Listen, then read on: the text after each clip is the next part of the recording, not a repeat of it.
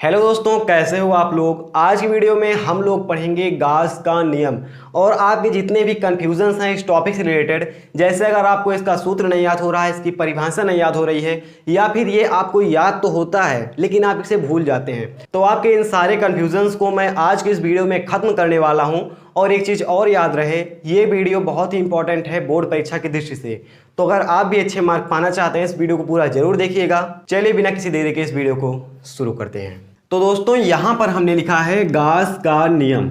सबसे पहले हम इस नियम को पूरा पढ़ेंगे और उसके बाद इसका हम सूत्र निकालेंगे और आपको बताएंगे कि आप इसके सूत्र को और इस पूरी परिभाषा को कैसे बहुत ही आसानी से याद कर सकते हैं। वीडियो को आप पूरा जरूर देखिएगा। देखते हैं परिभाषा क्या है। वैद्युत क्षेत्र में स्थित किसी बंद पृष्ठ से होकर गुजरने वाला वैद्युत फ्लक्स फाई ई, ठीक, वैद्युत फ्लक्स फाई ई, उस पर उपस्थित नेट आवेश Q का 1/ε0 गुना होता है। क्या होता है? वैद्युत क्षेत्र में स्थित किसी बंद पृष्ठ से होकर गुजरने वाला वैद्युत फ्लक्स उस पर स्थित नेट आवेश का 1/ε0 गुना होता है।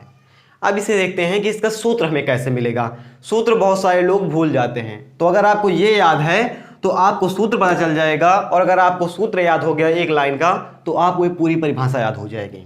दोनों में बहुत ही कॉमन डिफरेंस है। कहा क्या जा रहा है? वैद्युत क्षेत्र में स्थित, कहाँ स्थित है? वैद्युत क्षेत्र में। तो वैद्युत क्षेत्र में स्थित किसी बंद पृष्ठ से होकर गुजरने वाला वैद्युत फ्लक्स फाई ई, क्या? वैद्युत फ्लक्स फाई ई, उस पर उपस्थित नेट आवेश Q का 1/ε0 गुना होता है। अब देखिए, इसमें आपने इसे पूरा पढ़ा तो आपको इसमें क्या मिला? तीन चीजें आपको मिली, केवल तीन चीजें। क्या मिला? पहला मिला फाई ई, दूसरा मिला आपका Q, और तीसरा मिला 1/ε0। तीन चीज मिली। अब क्या करना है? सूत्र जब बनेगा तो वही तीन चीज इसमें होंगी। तो पहले फिर से इसे पढ़ते हैं, 2-3 बार आप पढ़ेंगे तो इसे ये आपको बहुत ही आसानी से याद आ जाएगा। तो यहाँ पर देखिए, वैद्युत क्षेत्र में स्थित किसी बंद पृष्ठ से होकर गुजरने वाला वैद्युत फ्लक्स फाई ई, तो यानी कि यहाँ पर फाई ई लिखा हुआ है, तो इस पूरे का मान जो यहाँ पर ये पूरा लिखा हुआ है, इस पूरे की जगह पर हम लिख देंगे फाई ई, यहाँ पर फाई ई, और उस पर जो वैद्युत फ्लक्स गुजर रहा है उस पर उपस्थित नेट आवेश किसके बराबर होता है? उस पर उपस्थित नेट आवेश का 1/ε0 गुना होता है। कितना गुना होता है? 1/ε0 गुना होता है। तो बीच में क्या लग गया? गुना लग गया। यही है हमारा सूत्र, phi E equal to Q into 1/ε0। फिर से देखते हैं।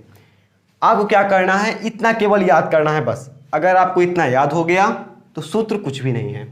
अभी आपको सब कुछ इसमें स्टेप बाय स्टेप बताएंगे कि ये क्या है, ये क्या है, ये क्या है, सब कुछ बताएंगे।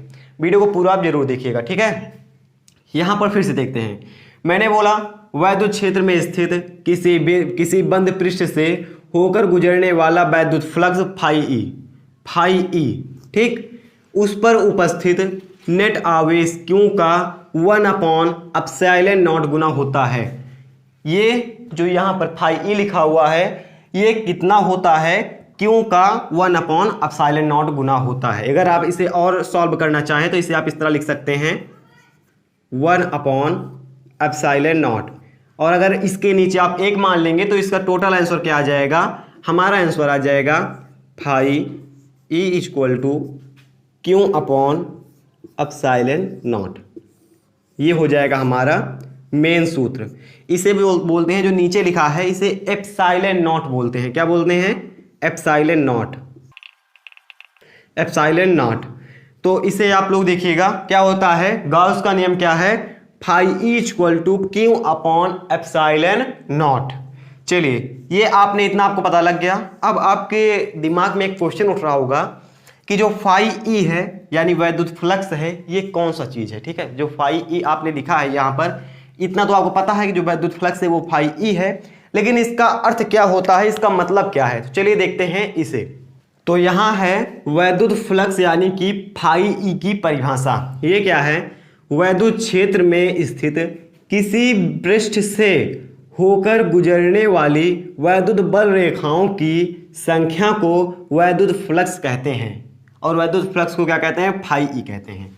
तो कहा क्या जा रहा है कि वैद्युत क्षेत्र में स्थित, तो ये मान लीजिए हमने बना लिया क्या, वैद्युत क्षेत्र।